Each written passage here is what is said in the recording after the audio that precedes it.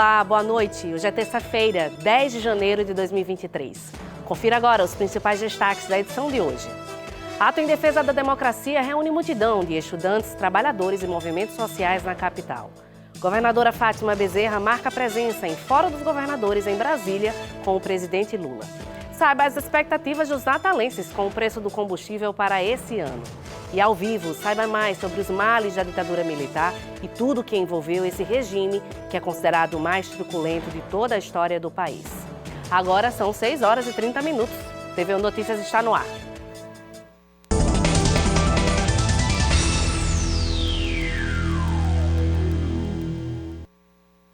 Uma das principais avenidas de Natal foi ocupada na noite de ontem. O ato em defesa da democracia reuniu milhares de estudantes, trabalhadores e movimentos sociais.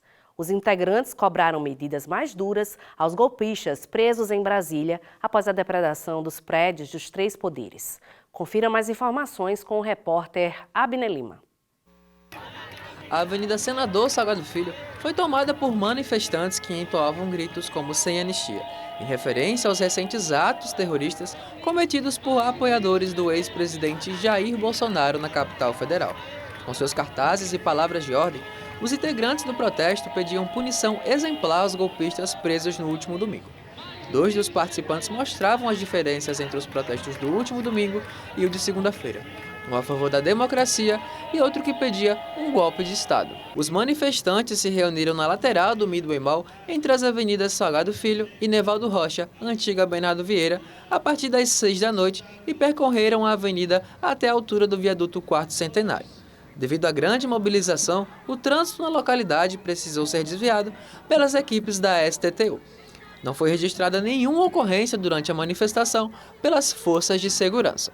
Em contrapartida a esse ato democrático, ainda na noite de ontem, uma equipe de reportagem da TV Ponta Negra foi surpreendida por bolsonaristas em frente ao 16º Batalhão do Exército. Os apoiadores do ex-presidente tentaram derrubar o equipamento de filmagem.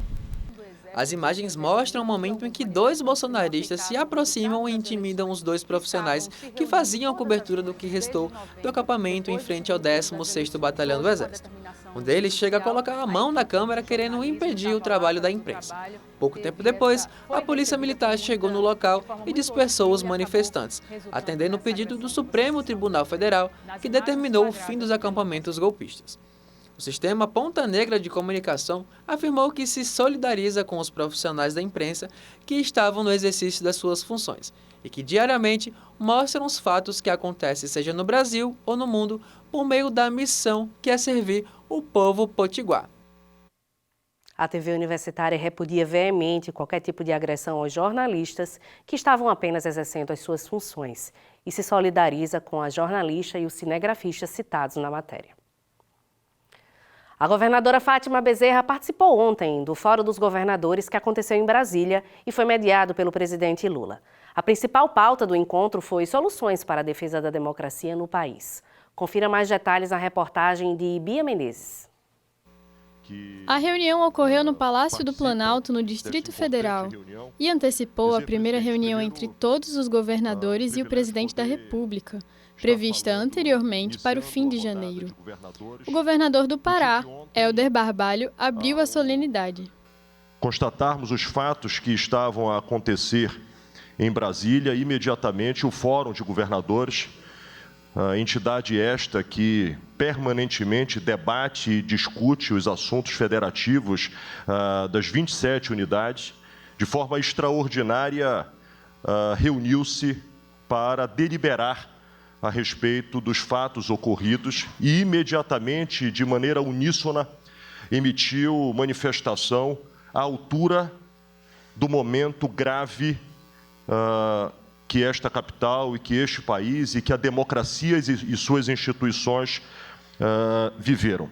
O momento contou com representação de todos os estados e poderes, e todos presentes estavam unidos em um ato de solidariedade a favor da democracia, apesar das diferenças ideológicas e partidárias. Esse é um momento em que não cabe aqui estar se pautando por diferenças, sejam de natureza política, partidária ou ideológica. Essas diferenças, elas ficam absolutamente no plano secundário quando está em jogo a defesa do maior patrimônio que nós temos, que é a nossa democracia. A governadora Fátima Bezerra foi escolhida para discursar representando o Nordeste. Durante o encontro em Brasília, ela destacou o caráter golpista e terrorista dos atos. Golpistas porque não querem aceitar as regras do jogo consignadas na nossa Constituição Cidadã. E terroristas porque o que nós vimos ontem foi cenas de vandalismo, depedrando o patrimônio público num atentado, repito, brutal, violento ao povo brasileiro. O presidente Lula também destacou que esses movimentos não possuíam interesse em diálogo ou pauta de reivindicação. Estão na rua reivindicando o quê? Eles não estão na rua, estão na frente dos quartéis, em quase todo o território nacional, reivindicando melhoria da qualidade de vida das pessoas, reivindicando mais liberdade, reivindicando aumento de salário, reivindicando construção de habitação, reivindicando melhoria da produção agrícola desse país. Não, eles estavam reivindicando golpe. Na reunião foi acordado punição para qualquer ato golpista e o ministro da Justiça, Flávio Dino, garantiu continuidade nas investigações. E nós temos também investigações em curso que resultaram e resultarão em pedidos de novos mandados de prisão preventiva e temporária, sobretudo visando alcançar aqueles que financiam, aqueles que arquitetam, aqueles que engendram.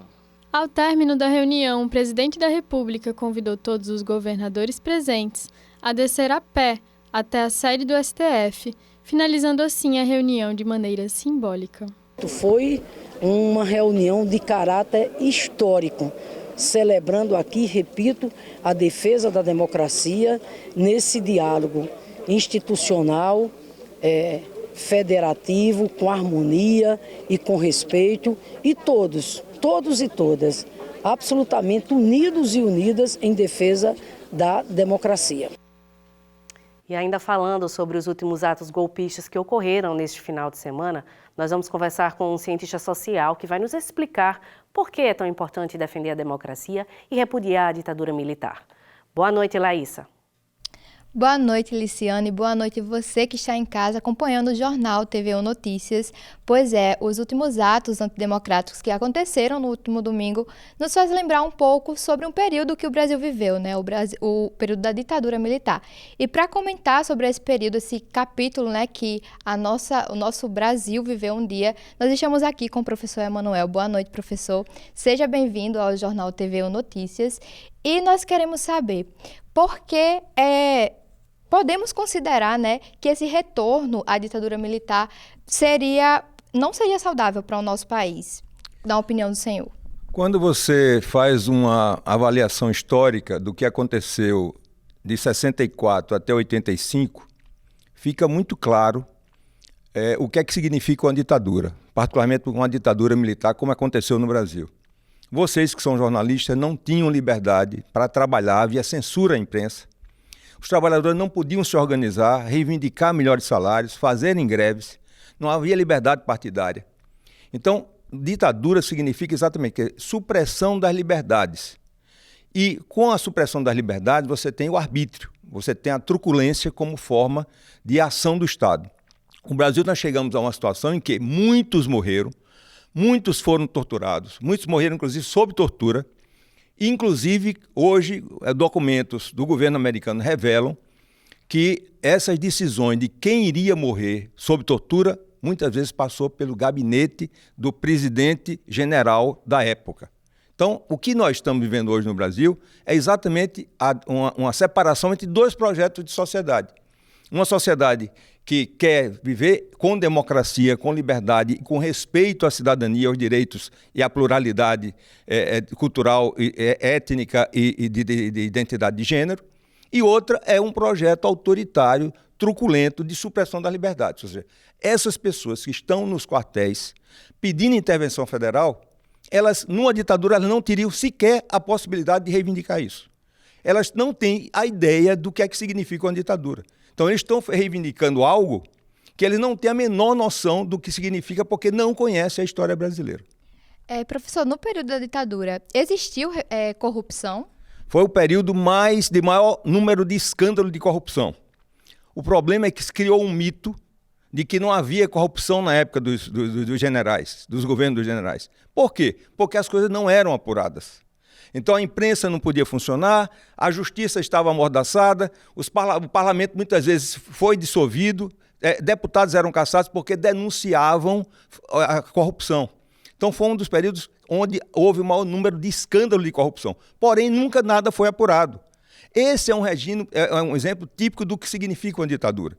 Você tem, uma democracia, a possibilidade da transparência, do controle público das ações do governo. Numa ditadura você não tem nada disso. Você tem meia dúzia de militares que passam a tutelar e a definir os destinos de todos os cidadãos e cidadãs brasileiros. E sobre mortes? Houveram muitas mortes? Como foi naquele contexto? Veja bem, na verdade, a ditadura militar ela tem algumas fases. A primeira fase, os principais alvos da ditadura foram os militantes de esquerda, o movimento operário e alguns militares dissidentes. Em 68, você teve uma retomada das lutas sociais com os estudantes, artistas, fazendo os movimentos de 68. Em 68, você teve exatamente o AI-5. O AI-5 é exatamente o quê? 69, que você tem uma oficialização de uma ditadura da sua forma mais truculenta, mais violenta. Ou seja, o terrorismo passou a ser uma política de Estado. Então, qualquer pessoa que fosse acusado de ser comunista, de ser socialista, de pensar diferente daquilo que o governo permitia, ele era imediatamente era tirado das suas casas, do convívio das suas famílias, era torturado, ninguém sabia onde as pessoas estavam, muitos, inclusive, as familiares até hoje não sabem o destino dos corpos. Um dos exemplos aqui é exatamente o professor Luiz Maranhão, filho, que foi um desaparecido durante a ditadura militar. Foi torturado e sequer a família teve a possibilidade de fazer o seu funeral, com o mínimo que o ser humano pode ter como resto final da sua existência. Professor, e para a gente finalizar, o senhor acredita que essa delinquência dos bolsonaristas pode ser um suicídio da direita no Brasil? Eu acho que a gente tem um grande problema no Brasil. No Brasil sempre nós tivemos uma dificuldade em consolidar a democracia. E hoje um dos principais obstáculos à consolidação da democracia é exatamente a ação dos militares, em particular as Forças Armadas e, em especial, o Exército. Eles têm uma formação política que querem tutelar a sociedade. Eles se acham superiores à sociedade e aparece como se fosse o poder moderador frente ao poder executivo, o poder judiciário e o poder legislativo. Então, essa não é por acaso que eles toleraram durante 2 meses um ato criminoso. O que as pessoas estavam fazendo nas frentes dos quartéis, aquilo era um crime, é configurado como um crime pela legislação brasileira. Você está defendendo um golpe de Estado, ou seja, um golpe contra a democracia no Brasil. Isso só aconteceu com a conivência e a concordância dos generais que controlavam exatamente os quartéis. Obrigada, professor, pelas informações e pela sua colaboração hoje conosco. E, Liciane, eu volto com você no estúdio. Muito obrigada, Laís. Obrigada ao professor pelos esclarecimentos. E no próximo bloco, você vai ver a expectativa dos potiguares sobre o preço dos combustíveis para o novo ano. E o Quarteto Tabilo se apresenta nos Concertos Potiguares. Saiba mais detalhes já já. Agora são 6h44. Não saia daí.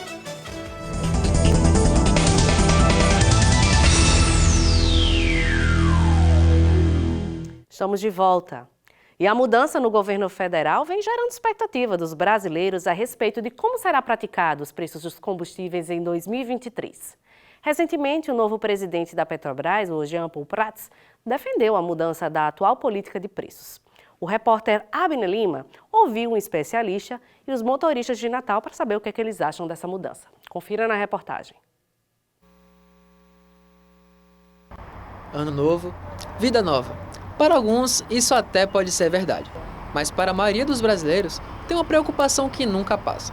Qual será o valor cobrado nos combustíveis em 2023? Ainda está um pouco bem caro, né? Eu estava acostumada a pagar 4 e pouco e agora a gente já está pagando 5,25. Pelo menos aqui nesse posto é o preço que a gente está pagando, mas eu espero que baixe, né? Sinceramente, espero que baixe. Não sei se vai baixar. Eu quero que melhore, com certeza. Independente do governo, a gente espera sempre que esteja uma melhoria nas políticas de preço para o consumidor. Preço de banana, para não dizer o contrário. Brincadeiras à parte, o preço dos combustíveis segue sendo uma das prioridades da nova gestão. No último dia 2 de janeiro, o governo federal, através de uma medida provisória, manteve zerada as alíquotas sobre o PIS/PASEP e COFINS sobre óleo diesel, biodiesel e gás natural. Já para a gasolina e o álcool, as isenções foram estendidas por mais 60 dias, até 28 de fevereiro de 2023. Atualmente, os preços praticados pela Petrobras variam de acordo com o mercado internacional. Com a mudança no governo, existe a expectativa que essa política seja revista e o valor não seja mais influenciado pelo valor do dólar. O que a gente tem hoje, em decorrência desde a política do governo Temer e do governo Bolsonaro, é a chamada PPI, Política de Paridade de Importação.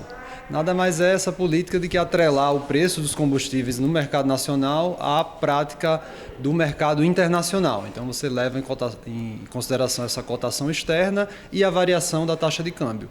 Então o indicado à presidência da Petrobras já se manifestou contra essa política porque ela desconsidera que o Brasil produz uma grande parte do seu petróleo. Virou autossuficiente em petróleo e tem refinarias para processar esse petróleo. A PPI trata como se o país fosse um mero importador. Você cobra o preço de importação, desconsiderando a capacidade nacional de produção. Então, a sinalização que a gente tem é que vai haver uma mudança nessa política, considerando que parte do petróleo ela é processada dentro do Brasil. Recentemente, o governo federal realizou a troca de comando da Petrobras. O novo presidente da empresa é um velho conhecido do povo potiguar, o ex-senador Jean Paul Prats. Jean tem experiência de mais de 30 anos no setor de óleo e gás e, nas últimas semanas, manifestou o desejo de realizar a mudança na política de preços. O novo governo já deu sinalizações que vai voltar a investir na capacidade nacional de refino. Então você teve 2 movimentos recentes, que foi a venda das refinarias para agentes privados, para supostamente dar uma maior concorrência e desconcentrar o setor. E você teve outro movimento que foi o de não investir, de não aumentar a capacidade produtiva, porque essas refinarias elas precisam de investimento para manter o seu nível de produção e também para atender um mercado que ele é crescente. A demanda por combustíveis vai aumentando. Então você teve esses 2 movimentos e o governo atual já sinaliza que quer investir na capacidade nacional até para uma questão de segurança energética. Você não pode estar dependendo de um insumo que é essencial, básico, dependendo de importações, porque você pode ter um colapso no mercado internacional e a pandemia mostrou que isso acontece e você fica à mercê do que acontece lá fora. Tá todo mundo ansioso aí para saber os preços. E a Pró-Reitoria de Assuntos Estudantis, a PROAE da UFRN, divulgou o resultado parcial dos auxílios alimentação e residência do programa de pós-graduação de diversos campos. O auxílio alimentação visa atender os estudantes dos cursos presenciais da universidade que apresentam situação de vulnerabilidade socioeconômica e que necessitem de subsídio para custear despesas de alimentação. Os alunos contemplados recebem mensalmente o pagamento em espécie, no valor de R$ 400. Os estudantes indeferidos no auxílio moradia podem ingressar com recurso a partir desta segunda-feira até a próxima sexta-feira, no dia 13, além de visualizar o motivo do indeferimento do Bolsa pelo SIGA. O resultado também pode ser consultado pelo edital na página do SIGA. E confira agora outras notícias que também foram destaques nesta terça-feira no nosso Giro TVO Notícias Mais.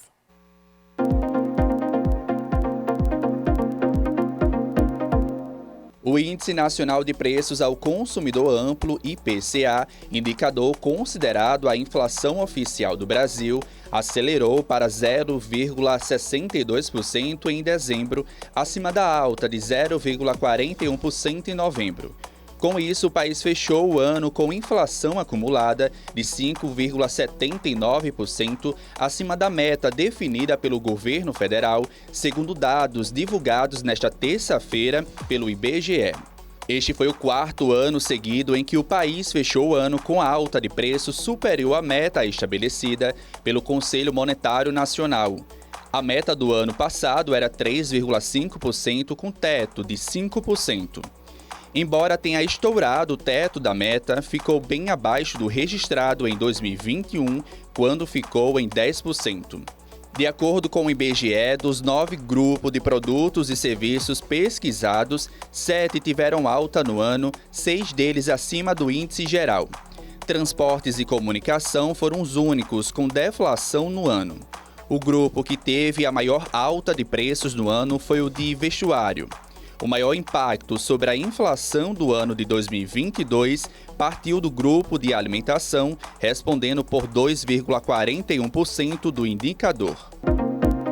A Petrobras anunciou nesta terça uma redução no preço do gás natural às distribuidoras a partir de 1º de fevereiro deste ano. A redução será de, em média, 11,1% em reais por metro cúbico e é válida para o gás transportado e distribuído por dutos. O gás natural é matéria-prima do GNV, do gás de cozinha encanado, e é fonte de energia para diversos setores da indústria. A redução não se refere, porém, ao preço do botijão de gás, que tem como valor de referência o gás de cozinha. A empresa explica que os contratos com as distribuidoras são atualizados trimestralmente com base na variação dos preços do petróleo e do dólar. Nesse sentido, no trimestre entre novembro e janeiro, o petróleo recuou 11,9%, enquanto o dólar teve uma leve desvalorização de 0,2%, o que explica a queda no valor do gás natural. O INEP reaplica hoje e amanhã as provas do Exame Nacional do Ensino Médio Enem 2022 em todo o Brasil. A medida vale para 3.200 participantes que tiveram os pedidos de reaplicação aceitos pelo órgão. Os pedidos de reaplicação envolvem candidatos que tiveram problemas para realizar o exame regular, como doenças contagiosas, nos dias de aplicação. As provas foram realizadas em novembro do ano passado em mais de 1.200 municípios para mais de 2 milhões de estudantes. O Enem seleciona estudantes para vagas do ensino superior público pelo Sistema de Seleção Unificada, SISU, para bolsas em instituições privadas pelo Programa Universidade para Todos, ProUni, e serve de parâmetro para o Fundo de Financiamento Estudantil, FIES.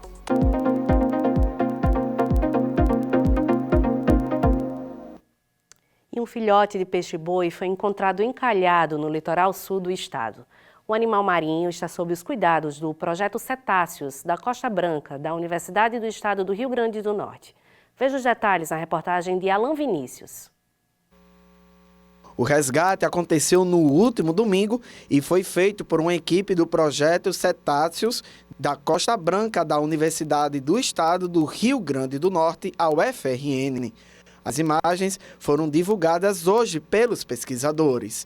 A equipe do Projeto Cetáceos da UERN realizou um resgate de um peixe-boi marinho vivo hoje na praia de Sagim, Baía Formosa.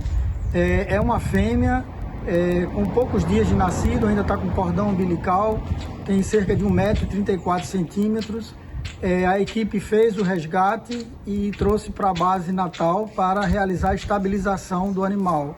Nesse momento está passando por alguns exames e alguns procedimentos para avaliar a sua condição física e clínica e também eliminar alguns problemas, como irritação nos olhos, na boca. Na ação, o projeto constatou a ausência de animais adultos na região do encalhe e encaminhou o animal resgatado para Natal, na base de apoios do Projeto Cetáceos. Os profissionais realizaram avaliação física, clínica e procedimento emergencial de suporte e estabilização no animal encontrado. De acordo com pesquisadores, o chamado para o resgate aconteceu por volta das 10 horas da manhã. Durante o acionamento, as equipes passaram as orientações necessárias para manter a segurança e proteção do animal. Após essa fase de estabilização, o animal será translocado para o Centro de Reabilitação de Animais Marinhos da UERN, que está localizado em Areia Branca, onde ele vai concluir o processo de reabilitação e preparação para a posterior aclimatação e soltura. Isso pode levar até 2 anos, porque é um processo longo. Nós estamos aqui com esse animal, que é um dos mamíferos marinhos mais ameaçados de extinção do Brasil e que requer uma série de cuidados e atenção especiais para que ele atinja a idade adequada e as condições físicas para voltar à natureza. Nesta época do ano, é comum que os banhistas e turistas encontrem animais nas praias do litoral potiguar. Quem encontrar um animal marinho encalhado em alguma praia do Rio Grande do Norte deve ligar para o PCCB através do número 98843 4621. É muito importante informar para a comunidade que, caso encontre um animal como esse, um peixe-boi, um golfinho, uma tartaruga vivo na praia, que entre em contato com o Projeto Cetáceos, o número está aqui na tela, para que a gente possa agir o mais rápido possível. Pedimos para que não alimentem os animais, não deem comida na água, apenas, se possível, retire o animal da linha da maré, coloca ele embaixo de uma sombra, no guarda-sol, numa barraca, coloca um tecido úmido sobre o corpo e espera a equipe chegar. Com isso, já ajuda bastante a salvar o animal e a possibilitar que ele sobreviva após o resgate. Tomara que termine tudo bem. E a edição de hoje fica por aqui. Participe, envie sua sugestão de pauta ou denúncia para o nosso WhatsApp e pelo nosso novo e-mail que está aparecendo aí na sua tela. Uma boa noite para você. Até amanhã.